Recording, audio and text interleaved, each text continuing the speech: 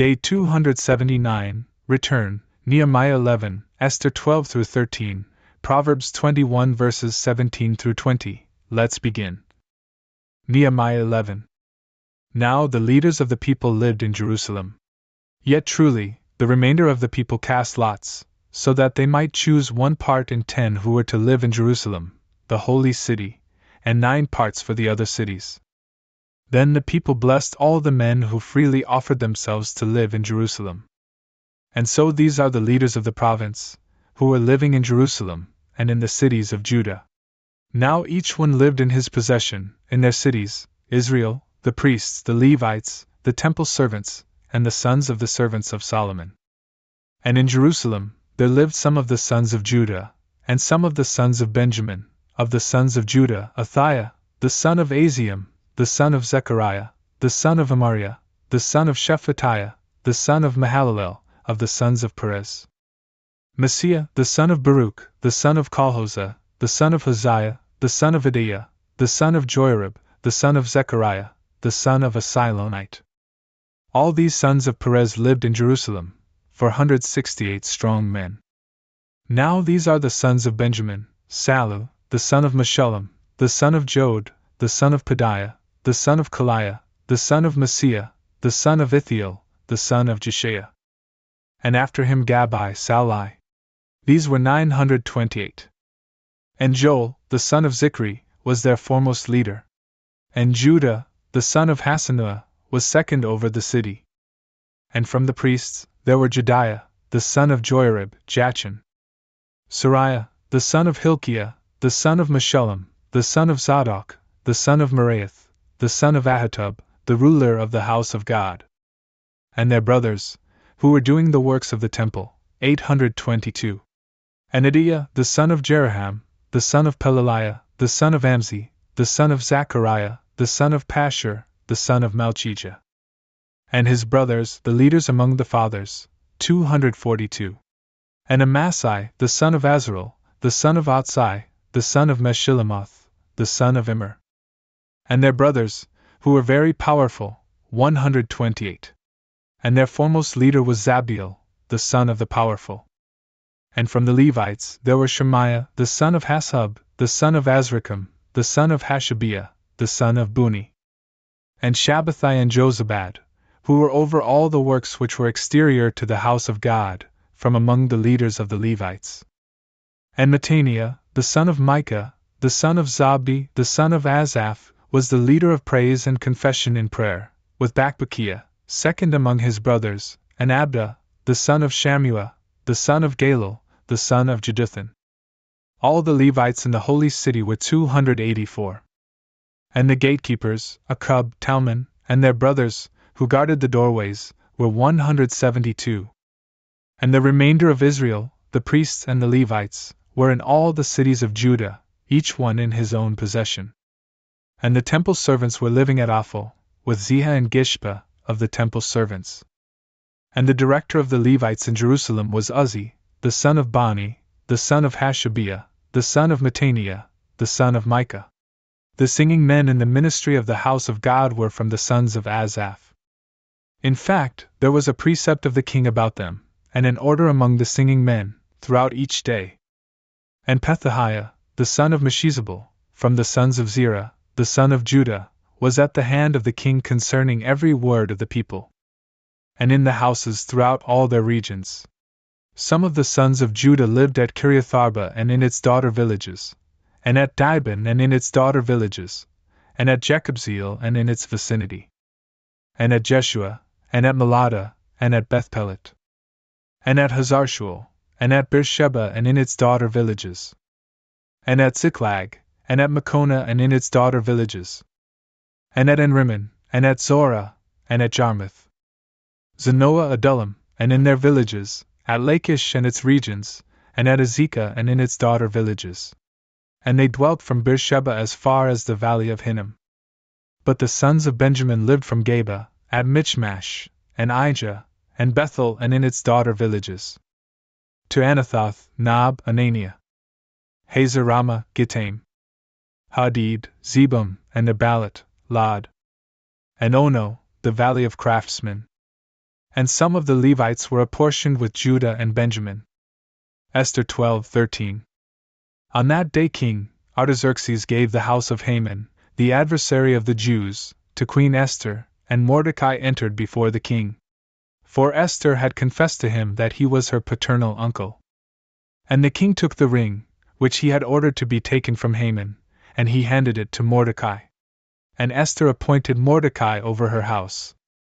Not content with these things, she threw herself down at the king's feet and wept, and speaking to him, pleaded that he would give orders that the malice of Haman the Agagite, and his most wicked schemes, which he had contrived against the Jews, would be made ineffective.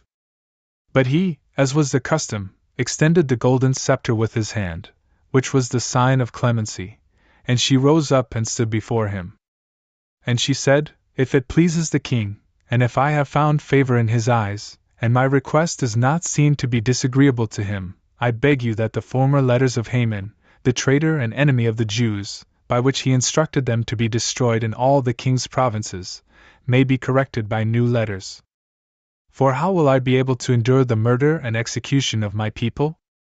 And King Artaxerxes answered Esther the queen and Mordecai the Jew, I have granted Haman's house to Esther, and I have ordered him to be fastened to a cross, because he dared to lay hands on the Jews. Therefore, write to the Jews, just as it pleases you, in the king's name, sealing the letters with my ring. For this was the custom, that letters which were sent in the king's name, and were sealed with his ring, no one would dare to contradict. Then the scribes and copyists were brought in. Now it was the time of the 3rd month, which is called Sivan, on the 23rd day of the month, and letters were written, as Mordecai wanted, to the Jews, and to the governors, and procurators, and judges, who presided over the 127 provinces, from India all the way to Ethiopia, to one province and another, to one people and another, in accordance with their languages and letters, and to the Jews, exactly as they were able to read and hear. And these letters, which were sent in the king's name, had been signed with his ring, and were sent by swift couriers who were to rush in every direction, through all the provinces, so as to prevent the former letters with new messages.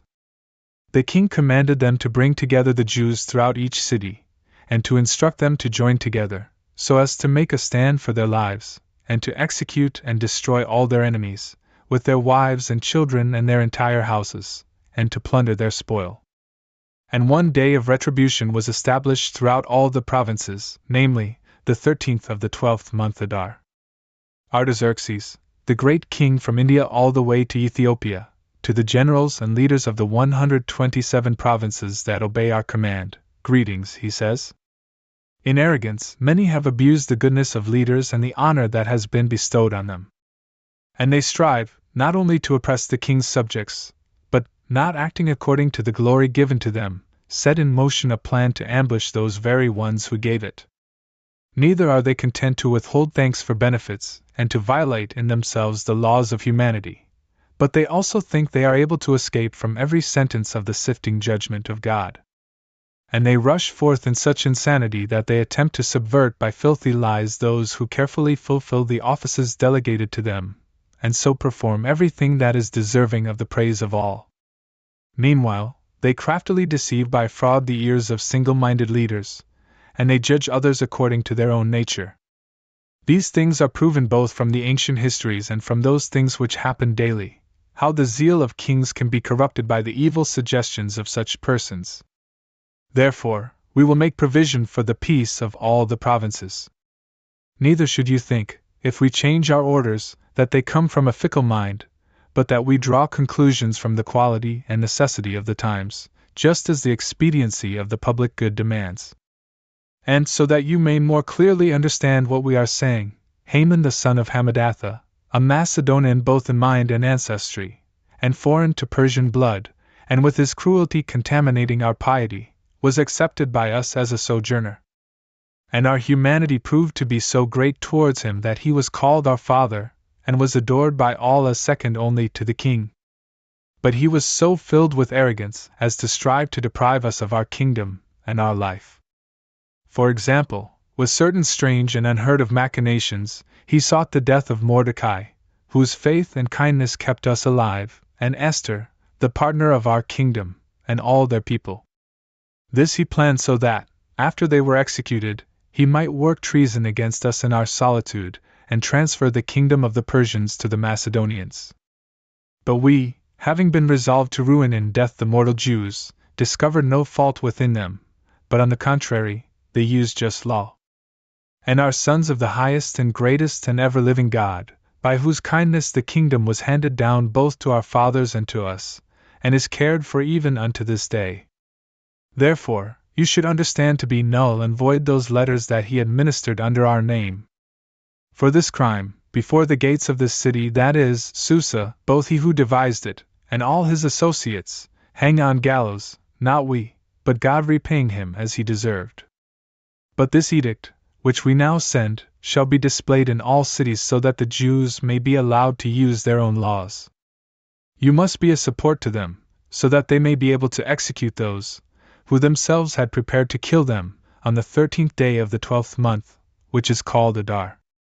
For the Almighty God has turned this day of grief and sorrow into joy for them. Therefore, you too will keep this day, along with the other festival days, and celebrate it with all joy, so that it may be known even by future generations. All those who faithfully obey the Persians deserve, for their fidelity, to receive a reward, but those who are traitors to their kingdom deserve to be destroyed for their crime. But every province and city, which is not willing to participate in this solemnity, must perish by the sword and by fire, and be destroyed in this way so that they will be forever an indisputable example of contempt and disobedience, not only to humans, but even to wild animals. And such was the content of the letter, so that it would be made known in all lands and nations, which are subject to the authority of King Artaxerxes, that the Jews have been made ready to be vindicated of their enemies. And so the swift couriers departed in haste, carrying through the announcement, and the king's edict was hung up in Susa. But Mordecai, going forth from the palace and from the king's presence, shone in royal apparel the color of hyacinth and of the sky, wearing a golden crown on his head, and clothed with a cloak of silk and purple. And all the city rejoiced and was joyful. But for the Jews, a new light seemed to rise. There was joy, honor, and dancing. With all the peoples, cities, and provinces, wherever the king's orders arrived, there was wonderful rejoicing, banquets and feasts, and a solemn holy day, so much so that many of the other nations joined themselves to their religious practices and ceremonies. For a great fear of the name of the Jews had overcome them all. Proverbs 21 verses 17 through 20. Whoever loves a feast will be in deprivation. Whoever loves wine and fatness will not be enriched. The impious is given over instead of the just, and the iniquitous is given over in place of the upright. It is better to live in a deserted land than with a quarrelsome and emotional woman. There is desirable treasure, as well as oil, in the habitations of the just, and the imprudent man will waste it.